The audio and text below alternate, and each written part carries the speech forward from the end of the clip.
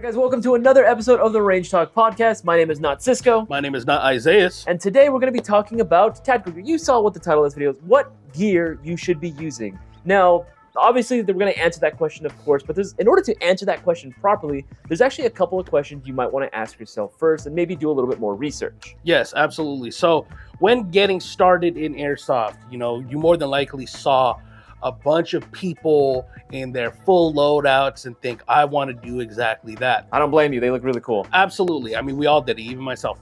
And the thing about that is a lot of the time, most of the time, everyone's specific loadout is geared toward them specifically. What may work for them may not work for you, and vice versa. So you want to do a little bit of research into the different types of gear that you want to get before diving in and making a purchase. If getting gear is even something that you would want to do in the first place, because we've seen it. There are players that go out with minimal to almost no gear whatsoever. Oh yeah, absolutely. I will say that having tactical gear is definitely a plus, and it definitely makes it a lot easier of a playing time, at least in my experience, especially when you have more than just one magazine or something like that. Absolutely. And of course, there is the added benefit of a slight amount of protection. Obviously getting shot isn't the most pleasant thing out there, and some tactical gear, when impacted, can avoid the pain.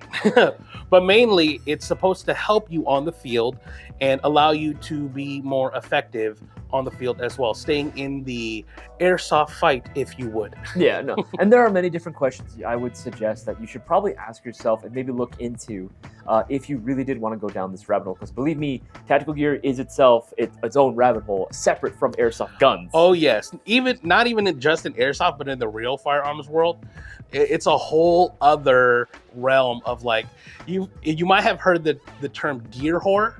I am definitely a gear whore. I am as well. No, I am. Like even breaking it down further. Yeah, even breaking it down further. Like there are patch whores.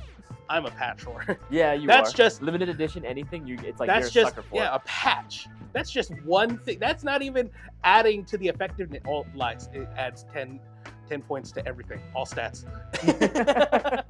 No, yeah, but depending on the type of gear that you get will dictate not only how you play, but your effectiveness is how you play, but will also dictate how you're actually moving itself, how you're manipulating your gun or other accessories and stuff on your person as well. So I think the easiest way to break it up is going to be into 3 different sections. There's tactical vests, plate carriers, and chest rigs. Yeah, there are different categories, but I think we should break down, before that, we should probably break down the questions that you should probably be asking yourselves, as far as that way you can know exactly what type of gear to be looking for. Because every single category, whether it be chest rigs, cross draw vests, plate carriers, they all have their pros, they all have their cons. You have shown up right there. All have their pros, all have their cons.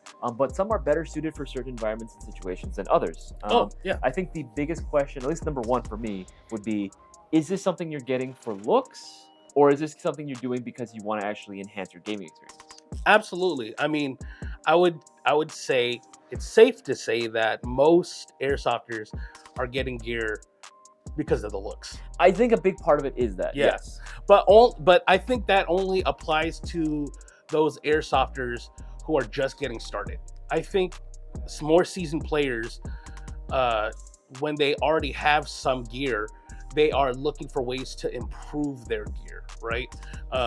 Like I've always talked about how I started off with a tactical vest, and mainly because it looked really cool. I had a Condor cross draw vest, had the holster right on the left side, so I could do one of them. I did the exact same thing. Had the M4 magazine pouches, or just rifle pouches, on the right side of the vest, and then there was the admin pouch, I think, on the right side, and then the pistol magazine pouches on the left side.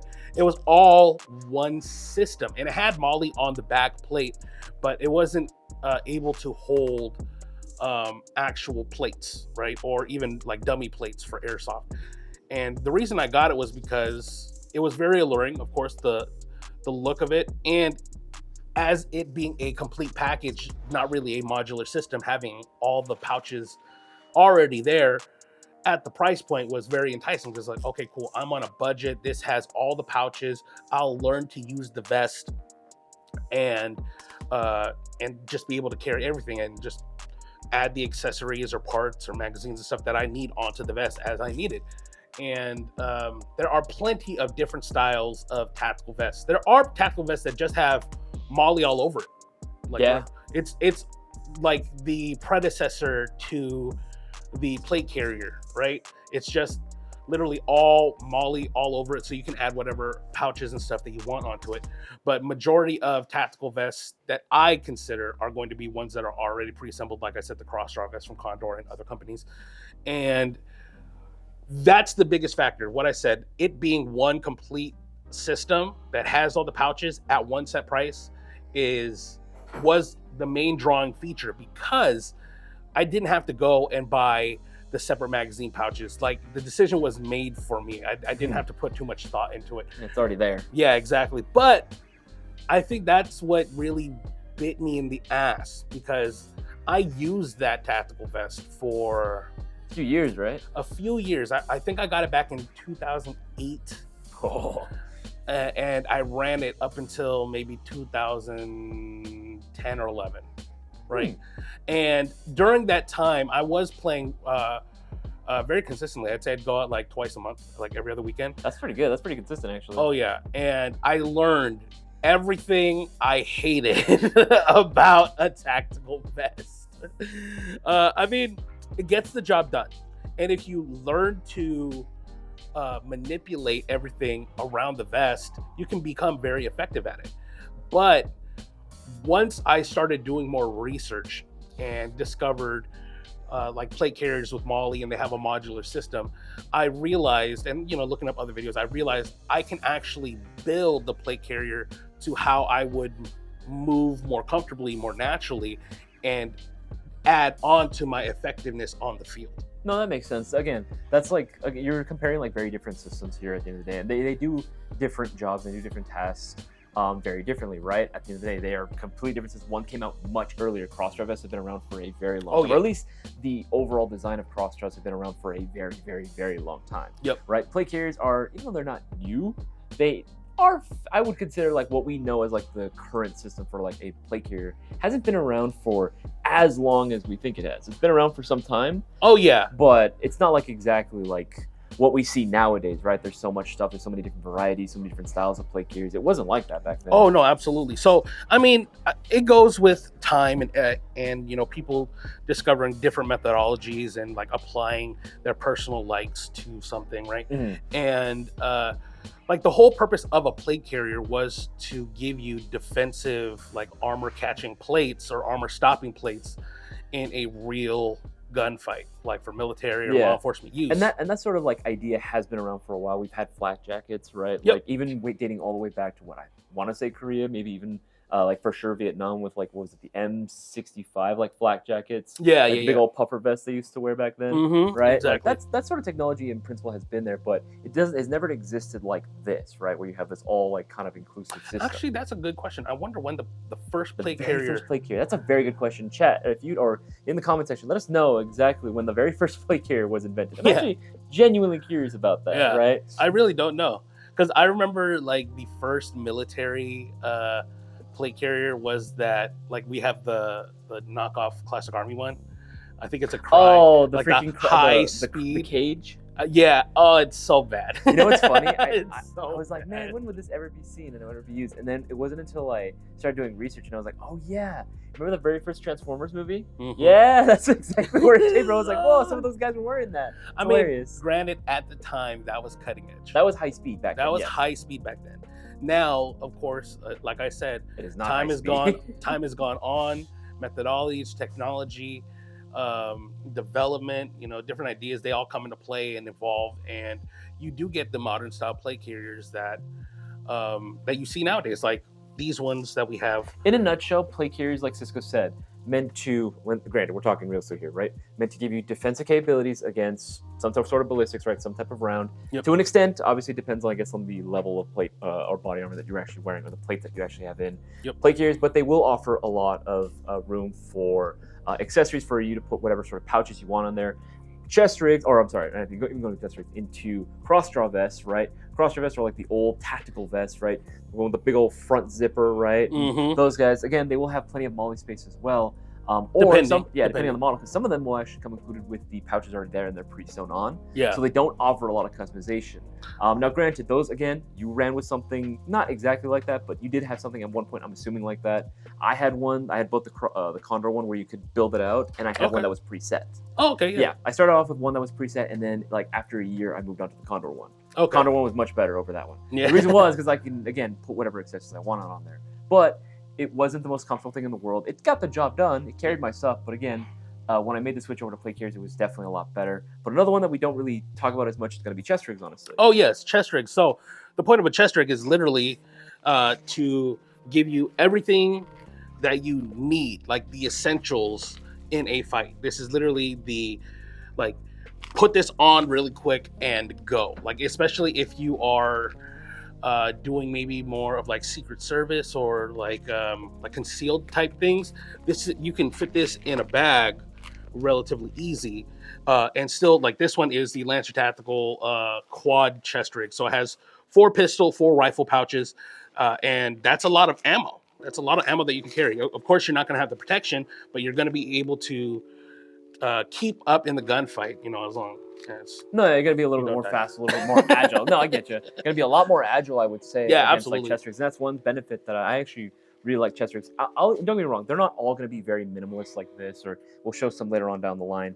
But, the biggest thing with chest rigs is that they're also like plate carriers. There's so many different varieties and styles. Yes. There are some that are more load-bearing and will carry a lot more, or have more utility space or pouches already pre-sewn into them, which is a lot of the ones that I like to run. Yeah. Because for Milsim events where I'm playing for much longer periods of time, that is going to be very, very comfortable for me, and it's almost essential for me because, again, I'm carrying a saw or I'm carrying some type of specialty, like some type of specialty position, whether I'm doing like a DMR or I'm doing LMGs most of the time. Yep. And I'm having to carry my rucksack, and we might end up having to leave our little area, like our PB, within a matter of like minutes. So I need to be able to pack up all my shit and then be able to get going and be ready to go within a matter of like just a few seconds. I need to be ready. So having a chest rig like that is going to be very, very comfortable for me, and that is one benefit. They're a lot more mobile, a lot more agile, and also I would say getting in vehicles is a lot easier with a chest rig. Oh yes, yes, absolutely. So I think now we should actually break up talking a little bit more in depth about both plate carriers and chest rigs. So I just want to say, though, if you do like the tactical vest, if that's what you're about, by all means, if it works for you and that's your system, I'm not knocking on it.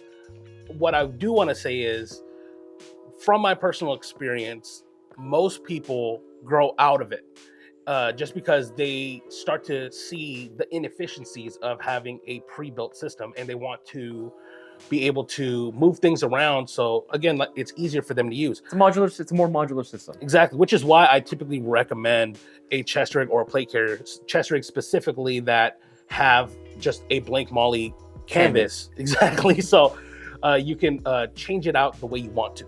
No, I 100% agree to that. Again, doesn't matter what system of tactical gear you're running, there are pros and cons to all of them. Yep. I do think there are more pros with running different systems like a chest rig or a plate carrier compared to like a cross-draw vest, especially one that's already set for you. But, nothing wrong with that. I'll still go out and play with it if I need absolutely. to. Yeah. If you gave me that right now, I'll still probably be just as effective. We should do a challenge for ourselves.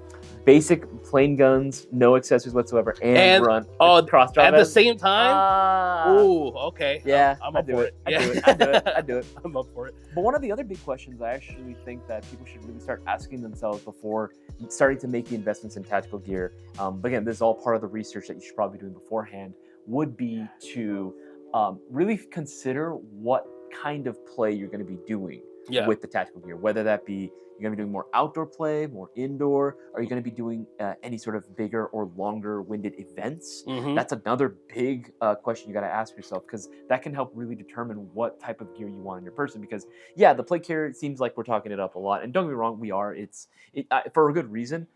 But I will say, I actually, because I play a lot of Milsim games, I am actually a big proponent of chest rigs over plate carriers when it comes to longer events or longer sessions of play, because after a while, plate carriers can get pretty cumbersome. And even indoors, in an indoor situation, I would say plate carriers are not exactly the ideal pick, I would say. And I'm looking at like the professional setting when I look at PQB tournaments. I don't see as many guys running plate carriers compared to like a battle belt or a chest rig. Yeah, that's valid. In the indoor scene, you will see a lot more people running a chest rig, or not even having a chest rig and running a battle belt. That's a whole other topic we'll talk about later. But you do get a lot of advantages running a chest rig. Like Isaiah said earlier, because it's not as cumbersome, it's literally taking up a small like portion of space on your chest. You keep a lot of your mobility, like just the way that you're moving around is a lot more natural than having a plate carrier that you're sandwiched in between. It helps you, like you be able to like move your torso around and bend in specific ways. A lot more freely. Yeah, exactly. Compared to the plate carrier.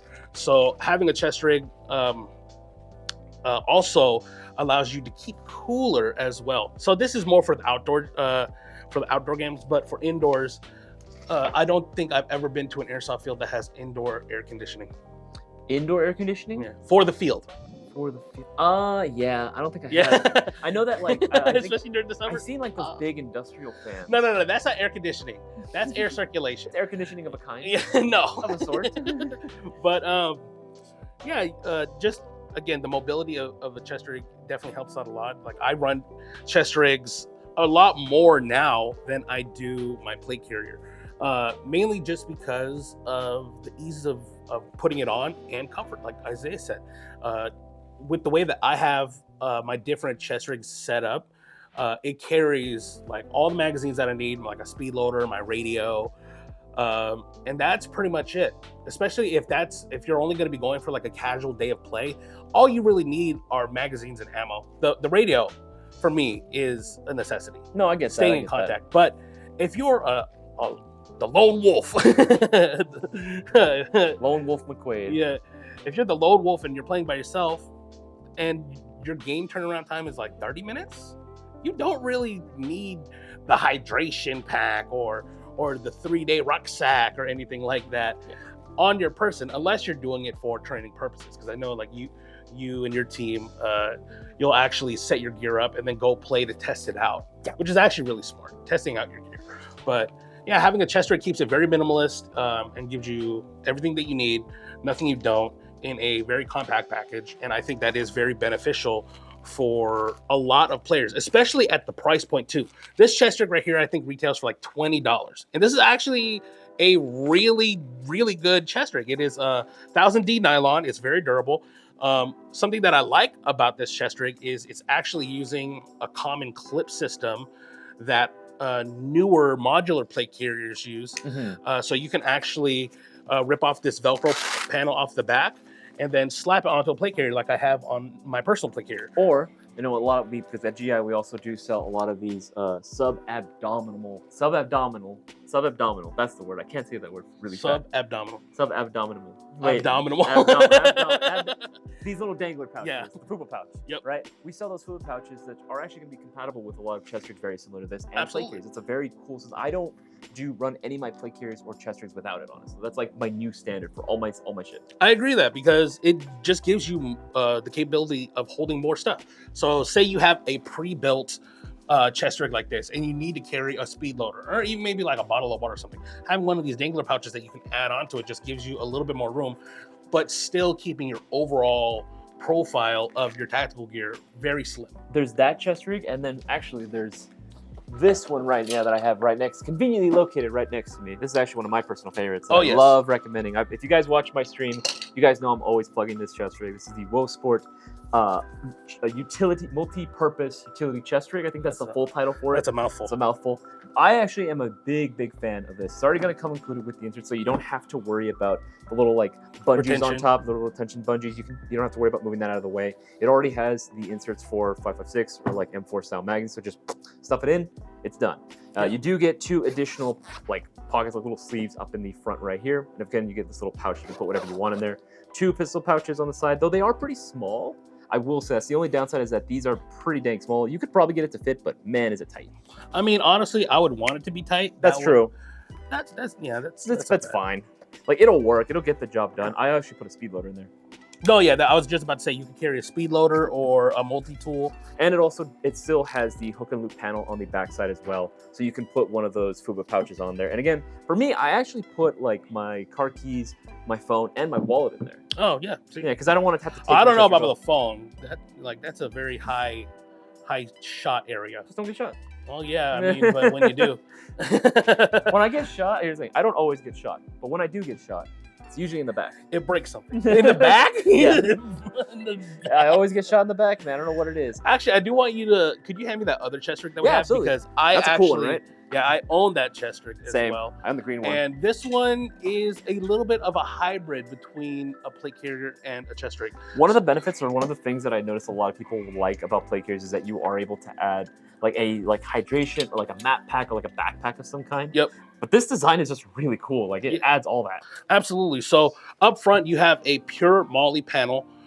Actually, this is the Lancer Tactical. I forget the exact name. Lancer Tactical chest rig with backpack, and I actually use this chest rig at most of the BB Wars events that I've gone to. I've actually used one of these, the green one that I bought. I did use it at a Milson West event. No, yeah, dude, they absolutely rock. MOLLE up front. Put whatever pouches that you want onto it. It does have a map pouch. It does have a map pouch right here, so you can insert small things there as well. And honestly, I think I'd be a little bit more comfortable throwing a phone in there because the rifle pouches and stuff would be up front protecting it. Mm-hmm. And then you have a full backpack on the back for hydration, extra ammo, magazines, grenades, different things. There's 1, 2, 3, 4 pouches, including the larger crevice, what's the space? The space? Larger pouch. Again, the larger portion of the backpack, goddammit. But yeah, this one I really like because you do get the modularity up front while still being able to carry more gear if needed. And like I said, I use this for BB Wars. It carries everything. It works. I put my hydration in there. I put like Thunder Bees, extra shells, extra CO2, bottle of BBs, green gas, whatever else I need. In here, extra batteries and stuff. And then I have my radio, I have my Odin up front, I have a triple double magazine pouch. Triple double? So it's 3 magazine pouches that hold 2 magazines. Triple double. Okay. It's a triple double. Can I go to In-N-Out? Can I get a triple double? Isn't that a line from Ice Cube's song? Oh yeah, it is. That absolutely is. Got a triple double. Yep. So yeah, I mean, this is actually something that's really cool. This one is going to be a little bit more expensive. I want to say this one is going to be around the $50-ish Honestly, range. Even at that price point, it is still 100% worth it. Oh no, absolutely. So the downside of running a MOLLE system, you have to buy your own magazine pouches. But that's actually kind of a good thing if you think about it, because that allows for more modularity and customization. Yeah. Not everyone, even though yes, the M4, the AR-15, the M16 is the most common platform in Airsoft, doesn't mean that everyone wants to run it or should be forced to run it. This allows for players like me who run different style Airsoft guns to put magazine pouches for that system. Look, this plate carrier specifically, you know, I have with it some SR25 or 308 style mag pouches, and that would be great on something like this. I honestly am probably going to do it for my chest rig that I have. The exact same one. I'm probably going to go and swap it out for larger style magazine pouch so I can run larger magazines. Yeah, so I think what Isaiah said, just to follow up on that, being able to choose your own gear for your own specific play style only further enhances the capabilities of the gear and how effective it is toward you. But the pouches and things that you choose to put on there could also be modular as well. Like Isaiah says, he had those SR25 style magazines. Those can fit M4 mags, M14, the SR25, AK. It's chunky, but it works. The Scar H mags. Oh, it fits a wide variety. And like you guys know me, I like the HSGI Taco pouches. Those fit a wide variety of different magazines as well. And I slap it onto here. I can carry a plethora of different magazines. I can literally just have like a one type system to work for all of my Airsoft guns. And especially if you plan on getting different varieties of Airsoft guns, AK, M4, G36, SMGs and stuff, you can make your system modular for you. That being not only more effective in terms of usability, but being able to use the one system overall is actually a really, really big thing, which is why a lot of my plate carriers and chest rigs and stuff are set up for multi-purpose use, because I know I can grab one, use it with a ton of different platforms, and I don't have to worry about it, or I can lend it to a friend and just be like, pick a gun, whatever gun. All right, here are the mags for it. Don't bother me no more. Don't bother me. No, wow. Say it to your friends. Yeah, it's just like having a molly system gives you that benefit of modularity in terms of your tactical gear. Again, increasing your effectiveness. So if you have a pure molly system like Isaiah's does right here, you could choose the pouches that you want to use and where to put them. Let's say you are right hand dominant. The right hand is going to be the gun or the hand that holds the airsoft gun predominantly. I typically will say you want to reload with the non-trigger finger gun, right? So I would have all of my magazines set up to my left side for my left arm to reach a little bit better. And then I could manipulate the gun while still having my hand on fire control and be able to manipulate everything. And then having all the magazines set to my left side is good for me. But if you're left-handed, vice versa. If you're holding the gun in your left hand, have the magazine set up for your right hand, be able to, again, manipulate. And then the way that I prioritize things is ammo where I can grab it easy and insert into the gun. The most important thing about a gun, getting it to fire, right? And then to the side of that is where I would put all of the miscellaneous stuff. So radio pouch, utility pouch. That's kind of interesting that you do that, because that kind of goes in hand in hand with what I do as well. For me, it's obviously like magazine, being able to access ammo is important, for sure, it's crucial. But I actually prioritize comms more than anything. Oh, really? Yeah. So like on my left, I try to make it as conveniently placed as possible. Whether my radio itself or like my PTT, just whatever I'm using, I need to be able to have that like easily accessible. Because again, like my biggest belief, right? At the end of the day, you can be a really sucky player. Yeah. You can be a collective of really bad players. But if you can communicate and work together to overcome each other's shortcomings and make up for it, you can take on any team. No, I absolutely agree with that. So it's funny because my methodology is because once you set up comms, the likelihood of you changing your frequency is very, very slim. Very, very slim, like on the fly, right? So I like to set it and leave it somewhere where it's out of the way, so that I could wire my PTT or my I have a code red like speaker mic that I could just activate like on my left side with my left hand and easily just talk into while still like one of these other hooks right here. Not to go off on too much of a tangent, but believe it or not, like another reason why I do have it easily accessible is because there is at least for the Milsim scene, there is a stronger chance of you having to change your freaks. Oh yeah, I know you guys like because you guys like at Milsom West, you guys can die and then like they'll come and search a person. They'll exactly. If I know that we're getting into a firefight, I will turn my comms off, or we'll intentionally just all scramble our freaks, just intentionally. So even if they kill us, they're like, when they turn on the radio, you sons of bitches, you guys changed it all, you assholes. I'm like, no, but we've done that before, where we've like taken pictures of people's freaks, right? Or people have taken pictures of us and we didn't know Freaks them. means frequencies.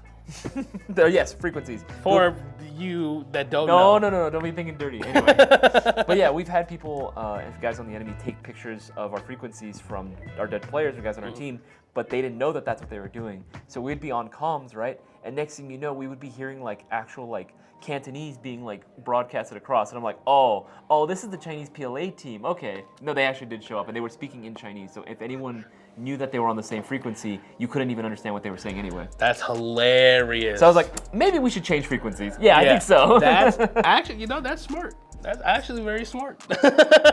An extra layer of security. I would 100% learn Tagalog if it meant that no one could understand what I was saying. Honestly, if I knew it, I would use it all the time. I wish you could teach me. I wish I could learn. I wish I knew it. We can learn. My parents, I just blame my parents. They saw a child something when I was younger. Like they were like, oh, let's put him on the path of success. And then this counselor, that's what a child counselor. They told you not to. They said, don't teach him a second language when he's young. That counselor. Yeah, fuck you. Yeah. Anyway, going back on topic. Yes. So, depending on the environment is ultimately going to depend. Like that's going to be a big factor as to what type of system you should be running. Again, if you foresee yourself being a little bit more agile, you want to run more, you're trying to be as mobile as possible, as quick as possible, then I'm I would fast say as fuck, boy. fast as fuck boy. Yeah, I don't know what it is. I'm pretty sure it's because of TikTok audio. My girlfriend is like constantly saying that now. That's hilarious. She'll just like out of nowhere, we'll be at a restaurant, we're ordering, and I'm like, Actually, my fiance says that too. and I'll be like, oh, where you going? Oh, I'm going to the bathroom. I'm like, oh, okay, don't worry, I'm fast as fuck, boy. That's hilarious. But yeah, if you foresee yourself being fast as fuck, boy, then I would 100% suggest maybe going with a chest rig. Heck, I could even say going with a battle belt, but again, we'll talk about that later. Yep. But going with a chest rig would probably be your best bet. And again, there's many different types. If you want something that's convenient, there are some that are preset, like that Lancer Tactical rig that you were showing off earlier. Again, you can also go with the Wolf Sport chest rig. That one's really cool. I think that's a little more convenient for me personally, and at only like $38, like that ain't bad, honestly. Yeah, actually really, really affordable, which is super dope because getting into plate carriers or any other modular system is where it gets a little bit more pricey.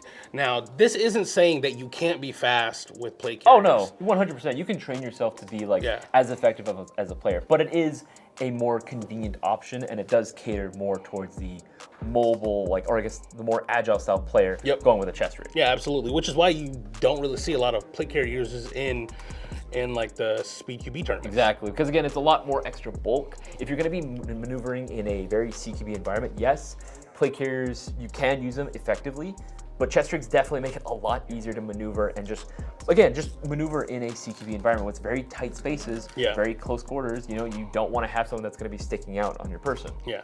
Now, I think something that we should talk about is the drawbacks of running a chest rig. Oh, yes. I think there are two main ones that I would like to address. Can I guess one of them? Go ahead. Is one of them going to be coverage? Yeah, pretty much. Protection. So protection, the surface level of protection on your body with a chest rig. Obviously, it's very minimalist. This one is a little bit larger. Even the panel is quite larger, but some panels are like a third of this without the back plate, right? So it's very, very small. This also goes hand in hand with the other thing that I want to talk about is going to be your storage capabilities. You're not going to be able to carry so many different things on your person because of the limited amount of space that you have on a chest rig. Now, again, depending on the one that you get, it can be expanded upon, but the way that I see chest rigs is it's going to be everything I need to fire the gun, and that's it. That's realistically it. Maybe you could fit, again, like a water bottle or something into that scenario or into that loadout, but consider chest rigs just to be the bare minimum to shoot your airsoft gun, right? Now, when it comes to plate carriers, this is where they thrive because plate carriers are going to be more of a modular system. You're able to expand upon it. So like a basic plate carrier is going to be front panel, back panel, and straps to hold it secure to your body. But depending on how you have it set up, you can actually add a lot more. So like Isaiah and myself on our plate carriers, we have these cummerbund straps on just replacement cummerbunds. Yeah, replacement cummerbunds that these ones are specifically elastic that can hold like a radio pouch, magazine pouch, or not a pouch, but it can hold a radio or a magazine, a speed loader, a water bottle, things like that. That's just on the side, so that's increasing the amount of things that you can carry on your person. But because you have more surface area on both the front and the back panels, you can carry a little bit more. Actually, back in the day when I was running my MPS plate carrier from Condor, it only had the front and back panels. The side was like was a clip, just like the strap. No cummerbund. I couldn't swap it out.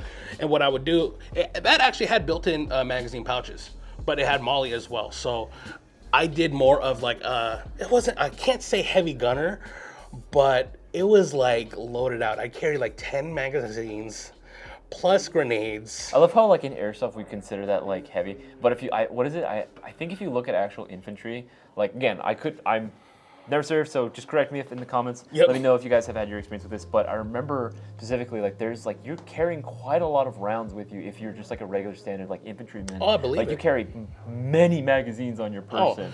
Honestly, I would want to. Yeah, the more ammo is the more chances of surviving, right? And that's what's really great about the plate carrier because you can expand or decrease as needed. So Isaiah and I, our plate carriers are, I would say, set up pretty minimalistic. Yeah, well, like we've definitely tried to cut out a lot of the bulk. Honestly, I think you have more just because you have the flat pack on the back. Yeah, so on my back of my plate carrier, I actually do run a little map pack on here, just again so I can carry additional stuff. A lot of my teammates will like to carry grenades because we dispense them evenly amongst our team. Yep. So I'll carry grenades in here, extra bottles of water. Yeah. Sometimes I'll have like, if I know I'm gonna be out for a while, like part of like a recce mission, I'm gonna be out there in some listening post freaking for hours. I'll have snacks in there as well. Again, you can store a number of things in here. It's literally a backpack. Yeah, 100%. It's a backpack. So up front, you are a little bit more minimalist. You do have the 3 rifle pouches, and then the dangler pouch, and that's about it. Yeah, that's pretty much it. Because I use the cummerbund like pockets to carry the rest of the stuff, so that'll be for the radio. That's smart. Extra magazines if I got them. Believe it or not, even though these are designed for M4, they are elastic enough to carry 308 cell magazines. Oh no, I believe that. So for me, mine is definitely more minimalist than I typically run. So I do have the Haley Strategic chest rig on there, and then I forget the brand. It's a dangler pouch.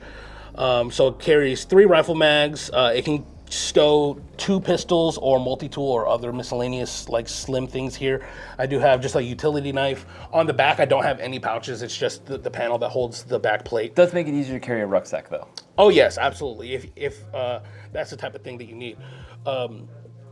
And with this plate carrier specifically, it doesn't have MOLLE in the front. It's actually Velcro. So with that chest rig that I showed earlier, or the 2 chest rigs that we showed earlier, because of these clips here, I can actually unbuckle this and remove that.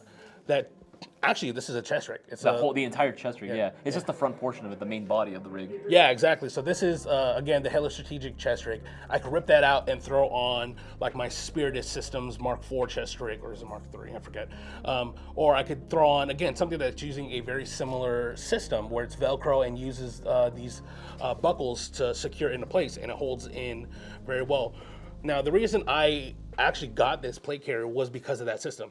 Like I said, I started using chest rigs a lot more often, and I build them out for, honestly, because I have so many. I said earlier that I make them multi-purpose, like I can use them with a lot of different guns. But you like the style, you like collecting. It's all right. You're a gear whore. Yeah, no, yeah, absolutely. But this is kind of like hypocritical to what I said before, because each of my chest rigs are set up differently. Even though they're multi-purpose, I have them organized a little bit differently. So if I wanted my Mark IV, or let me just say Spiritus chest rig, I could put it on here and carry 6 rifle mags and a radio on that with the dangler too. So whatever I want to throw in the dangler, so I can expand that very quickly instead of the traditional MOLLE where you have to weave the pouch into it. This gives me more modularity out of my one vest than I would traditionally with a plain MOLLE chest rig. Now, there are pros and cons to this. Of course, pro. Modular. Con. I gotta buy more gear. Yes. A lot of people don't need to do this. Honestly, I don't need to do this, but I'm a gear whore. I just like gear, and I like experimenting with different things, different chest rigs and plate carriers and whatnot. So I have quite the collection of tactical gear that I have gone through. And I think if you're in the game long enough, honestly, it's going to be an eventual thing where it's just over a matter of time you will start collecting stuff because you just want to experiment. You want to see like, oh, does this work better than this? Or hey, if I would use this system because now it has, like the front like Hulk and loop panel, you can integrate it with these chest rigs. Again, that's the reason why you got that plate carrier. Yep. Like, yeah, there's all these new systems and all this new technology that comes out. It's going to be a matter of time before you start like taking the plunge and start experimenting with different types of gear. I've done that with old gear actually. Yeah. Because a lot of the like kits that I'm putting together are based off of like older loadouts or like they're seen in older units and older time periods. You do see like different pieces of equipment, and I like experimenting with that, combining it with some modern stuff just to see how it all kind of plays out. And honestly, I've been kind of happy with it so far. Yeah. There's a lot of older stuff that like, even dating back to like the fucking 60s, like Cold War era stuff that I'll integrate with modern stuff, and it's like, you know what? This kind of works very, very well. It's not too dissimilar from what we used to have back then. No, absolutely. There are, I mean, like I said earlier, that like like everything evolves and stuff, but there are some principles that are just timeless. Some things that were developed, some tactical gear or piece of equipment that was made back then, still holds its own ground today. There's like units, I believe, in Vietnam. MACV-SOG was that, I'm pretty sure it was MACV-SOG, and SEALs were actually very fond of like the old school like Chi-Com, like the AK style chest rigs. They love those. I believe every time you would see reference, I would see reference photos for them. They would always see like dudes. Of course, right? Some of them would have just their traditional like, you know, their Alice freaking clip system and all their old school like belt rigs and everything. But a lot of the SF dudes back then, they would love taking the enemy like Chi-Com rigs, the old AK rigs, and using those. Okay. Right, because they were a lot smaller, they were a lot more low profile, and they were just in a more conveniently located spot. Yeah, but I mean, there are repros of that chest rig nowadays, and they're honestly cheap and dope. Like each rifle pouch can hold 3 AK max. 3 AK max. I love those rigs, man. It's absolutely so cool. stupid. And then it has like the two multi-purpose like utility pouches, and then it has the map pouch as well, and it's all just contained right here. It's absolutely insane. So, good for a bad guy loadout. Oh, absolutely. I need to get a new one. I tore mine. Really? Yeah. I think it was when we went to Mr. Paintball. Like I had fallen and slipped in, like I was climbing up one of the hills, and my chest rig snagged on like a branch or something, and just. It was a cheap one though. It was like a $15 one. Oh, okay. You pay for what you get. So I was like, I only use this like 3 times. That's $15. Yeah, $15. So five times per use. And we carry a lot of those rigs, the more affordable rigs at GI as well. So if you were looking to go ahead and build out like a bad guy loadout, maybe some type of OP4 or like a militia kit, that's honestly 100% the way to go. But when we did militia for MSW, a lot of our guys went with those like cheaper AK rigs. Honestly, we look cool as fuck. Like we look dope. No, I gotta say the times that I use that chest rig or something very minimalistic, I typically go for like a PMC style, and I can't lie, it's pretty badass. Right? It is pretty fucking dope. Okay, so I know we've been jumping around a lot, but in conclusion for this portion of the podcast, when deciding whether to go with a plate carrier or chest rig, we talked about a little bit earlier, pros and cons. To sum it up, if you were going to be a little bit more mobile, if you wanted to be a little more active and move around a lot more and be as lightweight and as minimal as possible, hands down, you got to go with the chest rig. Yes. Right, that's definitely the go-to option. Now, if you were going to be a little more stationary, you wanted something just for the sake of like realism, you know, I guess that's one thing. If you're doing a lot of MILSM events too, I would say then maybe, you know, consider going with a plate carrier. It is a great, fantastic choice as well. I'm not saying that they can't do each other's jobs, but again, some of them do, I guess, prosper in some environments more than others. Yeah. Now we should probably start getting into how to set up the actual chest rig or plate carrier, regardless of which system you have. Let's assume that you got one that has a little bit more, that has a lot more MOLLE real estate, or that is a little more modular, has just a blank MOLLE canvas, right? What sort of pouches should you be getting? Now, I don't know about you, but I think you should be prioritizing number one above everything else is ammo. There it is. So I do agree to that. The first pouches that you should get, if your plate carrier or chest rig does not have any pouches, is going to be rifle or pistol magazine pouches, or whatever. What you run. Yeah, whatever magazine pouch that you need for your gun. Again, the point of having this type of gear is for you to carry more ammunition and stay in the fight longer. The fight, the airsoft game, the skirmish, whatever you want to call it, so you can shoot your airsoft gun more, right? And figure out how many magazines you actually want to carry. Again, when I started off, I carried like 8 high-cap magazines on me. And that was a lot of ammo that I typically didn't need to burn through. And then I switched to mid-caps and carried 10 mid-caps. And honestly, depending on the game, I went through all of them. Again, full auto was a thing back then. And it all really depends on the specific type of gun that you're running. Again, M4s, they have a plethora of different magazine pouches. Like you can, again, like these modular ones, you can get one that is multi-purpose, so you can fit a different type of magazine in them. So if you have multiple guns again, but if you're running something like a PXG-9 from Classic Army, a stick type pistol magazine that's yay long, or a P90 with, again, yay long magazine. And it's thick. You know, you're gonna need to find the pouches that'll work better for you, and then figure out where you want to place them on your chest rig or plate carrier. Again, I would say I would say this goes a little bit in hand with our previous podcast of knowing your play style, knowing your gun. So how you feel the most comfortable reloading should be how you cater your gear around. So again, for me, I use my left hand to reload, so a lot of my magazines are on my left side for easy access to just throw it in the gun as fast as possible. So cater around you, and again, just figure out the pouch that you need. There's plenty of different ones. We have so many. We have Condor, Laylax actually makes some. Lancer Tactical, TAC 9, Code 11, NC Star. There's a wide variety of different magazine pouches. And again, M4, AK, G36, M14, SMGs like the MP5 or the MP7 or the PXG9, again, P90, so many different things. I do a little bit of research for the type of magazine pouches that you need.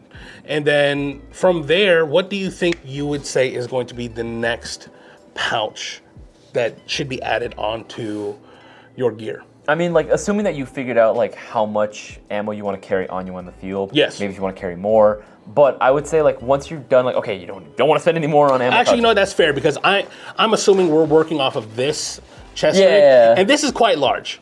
So, obviously, if you were running a smaller chest rig than this, you might only be able to carry magazine pouches. So, from here on, we'll just say these are all personal recommendations. One thing that I would probably suggest would be some type of utility pouch. Ideally, even more than like an admin pouch, I would actually recommend these dangler pouches, man. Like the filament pouches are like, that's like mandatory for me now. Yeah. I can, but I don't want to run any sort of plate carrier rig that can, even if it's tanks being like an older one and it's not compatible with it, I will make it compatible. Like literally that's what we've done. Like, you know those old AK chest rigs? Yeah. John, Boaz's homie, right, on our team, he would go out and stitch and sew on Velcro hook and loop panels to all of his old AK rigs. Nice. So that way he can have one. And it works great. It's perfect for that. I mean, I've definitely modified gear like that, so it would be compatible. So that's actually really smart. I would agree. A utility pouch is definitely something that comes in handy more times than not. It's a utility pouch. Your phone, your keys, a speed loader. Grenade. A dead rag. Maybe like a microfiber cloth or anti-fog wipes and spray, like whatever that you could fit, and depending on the size of your pouch, will dictate what you can hold, right, and so on and so forth. But I guess it depends too, though, on like what you want to prioritize, right? Exactly. So I would say that would be if you're just running like maybe one gun on your person. Now, if you have a sidearm, then I would say maybe start looking into pistol magazine pouches. Oh, so when I said magazine pouches, I assumed. I did assume that you were only going to be running one, but if you do run a sidearm, at the same time you're looking at rifle pouches, look at pistol pouches. Yeah. Like go for like a kangaroo pouch, like that can hold both. I mean, it makes life a little bit easier, but again, make it catered toward you. If you don't if you want to have it a little bit more slim on your person and don't want the pouches to protrude so far out so you can lay prone a little bit better or whatever, then slim it out. Add the pistol pouches in a linear form as the rifle pouches, and then place them as needed. Yeah, and there are a multitude, again, of different magazine pouches that are available if you wanted to get some for your pistols, whether that be, like, if you wanted to triple shingle, if you wanted to do individual stacks, or like Cisco said, kangaroos, those are available at airsoftgi.com. So, again, fully customizable. We say modular for a reason. You can use coupon code GEAR to save 20%. Sure it's not. Is it this? It might. No, I think it ends later today, or this month. Oh, okay. This goes live Sunday, which is the 14th. Okay, so maybe you might. Yeah, I think you. I think it'll still be available. Double check all the coupon codes just to be safe. We'll plug it in the description. But for in you case guys. it is still active, coupon code GEAR can get you up to 20% off all tactical gear, whether that be helmets, chest rig, plate gears, pouches, literally anything. Make sure to use that and get the best savings possible from GI. Yes, but yeah. So, we're talking about what to prioritize. I think this is definitely more of our personal opinion. So, what I would recommend to you guys right now is when you are trying to build your tactical gear loadout, make a list of what you want to prioritize. Go from most important to the least important, and then try to hit as many as you can within reason. Okay. I think for everybody, if your number one priority isn't magazines, you got issues. Well, I mean, I can't say that because if you run an LMG, you could carry box mags. Honestly, there are pouches to hold them. You can do it. I always go with just like, okay, once the box mag is out, stuff it in here and just straight up rock regular magazines. Magazines. That is definitely something that you can do. The Stoner can do that too, right? I don't remember about the Stoner. I know for the 249 you for sure can. The 249 for sure can. Actually, the Stoner, no, I don't believe you can because it has that tube that you have to. Oh, you're right. Okay, so this is for the 249 specifically, or the Shrike style LMGs, the ones that are basically M4s. The GMG one, whether that be with the JG one. Yeah, those style of LMGs. So so again, just ammo capacity, magazines, and then go from there. If you think the next priority should be hydration, by all means, find something to hold hydration for you. It could be a Camelback, something like stored in a backpack with a hose that goes to the front. It could be an old school canteen in a pouch, or just like something to hold your water bottle. All of that can help you. And then again, whatever else you need to prioritize. For me personally, I'll list mine, then you can list yours. Okay, so I'll go magazine pouches, utility pouch, radio pouch. Then I'll go hydration, and then I'll go. This is where those are the four main ones, honestly. After that, it's kind of just like, what else do I want to have on this? So I'll just throw the last slot as miscellaneous. Melee weapon. That's why it's gonna be at the very bottom, because it's like, what do you want to throw on your kit? Like, do I want to carry grenades? Do I want to carry Thunder Bee or some type of other grenade? Like grenade pouches, right? Or am I running a grenade launcher or a shotgun, right? Like as a sidearm, I could carry like one of those what's it called, the shotgun sleeves that attach to Velcro. I could slap it on there and run that easily, no problem. It just depends on what you have and what you prioritize. So yeah, I'd say that magazines, utility, I already forget. Magazines, radio. Utility, radio, communications, and then hydration, and then miscellaneous after that. What about you? Believe it or not, it's the exact same thing. Oh, really? It's not even messing around. That is 100% the same thing. Because that I really do feel like that is, again, you can have whatever. It's sad priorities. that we're putting hydration below. Well, I mean, okay, for me, hydration is not. It's important, but it's not like something that I need on my person immediately. Because again, I feel like I'm very much prone to just drinking and eating stuff that's right in front of me. I actually, even though I did lose a little bit of weight, a lot of it's because again I just stopped eating. I don't recommend this man only eats once a day. It's actually really bad for you. If I've been a good boy, then I'll eat twice a day. Like today. Yeah. I was very happy today. I was like, I eat more than once today. But at the end of the day too, I don't one of the big problems that I have is that if food is put right in front of me or water is put right in front of me, I will drink it. Even if I'm not thirsty or not hungry, I will still eat it. Oh, interesting. Yeah, so if I have a Camelback on me, which is the problem that I used to have, if I have a Camelback on me or some type of bladder, I will continuously drink it. Even if I'm not really thirsty, I'll still just drink it and be like, I might as well. Yeah. Right? I'll just drink it. And so I end up feeling waterlogged and I don't feel good, right? I get that. If I'm gonna carry any sort of hydration, it's gonna be maybe one water bottle on me, and I'm gonna carry it in my backpack or my pack, my mini map, and that's really about it. I do prioritize being able to easily access at minimum 3 magazines on my person in the front. If I can have more, maybe 4 or 5 magazines, then great, perfect. Yep. But comms is gonna be I think something that's really important as well, in addition to utility. Yes. Again, I mentioned that, I will always try to prioritize putting a food pouch on here, because again, being able to carry my phone, my wallet, my car keys in here in an easily accessible spot that I'm always maintaining an eye contact with, then that's great. Yeah, absolutely. But comms is also still really important. I want to put it in a spot that's very convenient for me. So I'll usually have it on my left side, because I can manipulate it with my left hand. It's very easy to access, and because again, I do a lot of those Milsim events, being able to run comms is very important, especially for someone like me who usually finds himself in a leadership position. Valid. That's I agree to that. See, the reason why hydration is lower on the list of priorities for me is because, again, I mainly play casual games.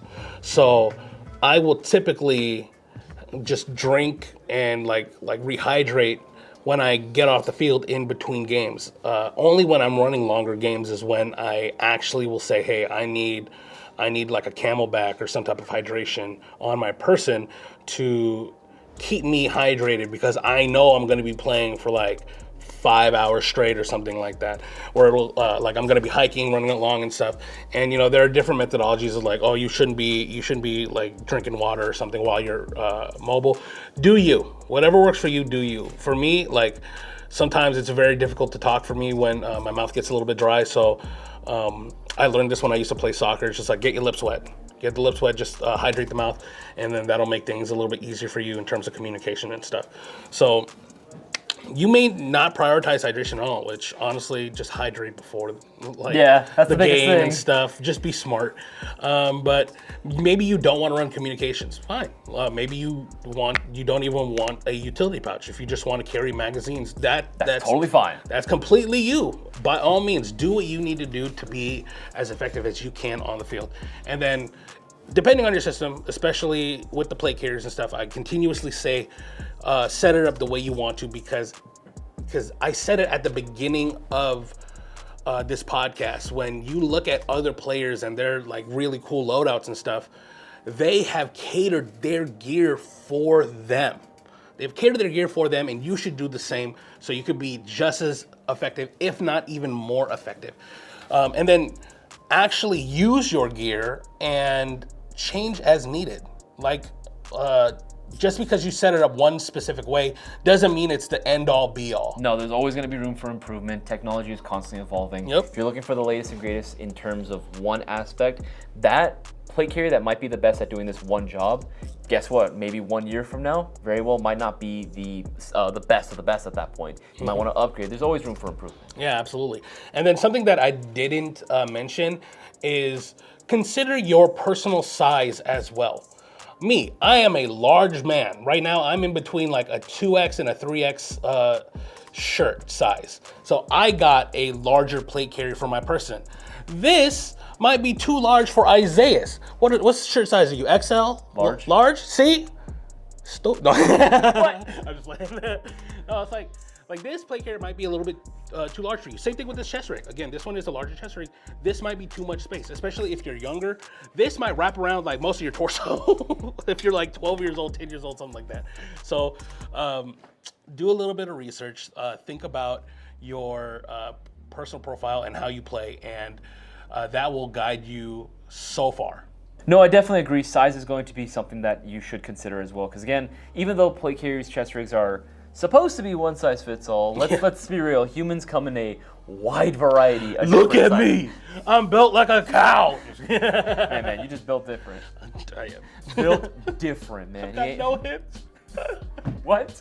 I'm built like an upside down Coke bottle. It's so sad. Oh my god! Why did that image work? I can perfectly see that in my head. No, it's funny because like I said it before, like I wear a battle belt. Yeah. And we'll do a part 2, because we only talked about chest rigs and plate carriers mainly. We still have helmets, different face protection, battle belts to cover. So let us know. A lot of stuff here. Yeah, let us know what type of tactical gear that you guys want us to talk about in part 2.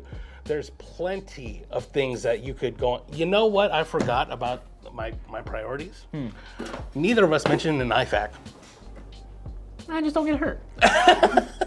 See, this is funny because Boaz has an IFAC on his belt, and I do believe he has some like medical equipment on his plate carrier as well. So some people prioritize that more. Honestly, that's something that I really should invest in, even if it's just like Band-Aids and stuff. A little boo-boo. Here's a sticker for you. Yeah, let us know. As much as Isaiah and I would like to ramble, we've been going on for a minute now. So hopefully you guys enjoyed this. Again, if you guys want part 2, let us know the other types of tactical gear you want us to talk about in the chat below. All of the different chest rigs, plate carriers, magazine pouches, or various pouches are all available at airsoftgi.com. I'll plug our promo page in the description below so you guys can see all of the current coupon codes and what is currently active so you can find the best discounts for you as well. And don't forget, we do have our shopping spree giveaway that we do every Thursday. Spend $20 or greater, you'll automatically be entered. You don't want to miss out on that because sometimes it stacks pretty damn good. Oh yeah. No, honestly, like hopefully this video was able to give you some insight and maybe some like guidance as far as like what sort of tactical gear setup you might want to consider that will best benefit your needs. But until then, until part 2. You know, I don't want to end it. There's so much that I want know. Do you guys want a part 2 of us just continuing to talk about play gear and stuff? We're gonna do this because we want to. No, valid. We're gonna do part 2 because we want to. Yeah. All right, guys. My name is Cisco. My name is Isaiah. And we'll see you guys in the next one. Take it easy, guys. Peace, y'all.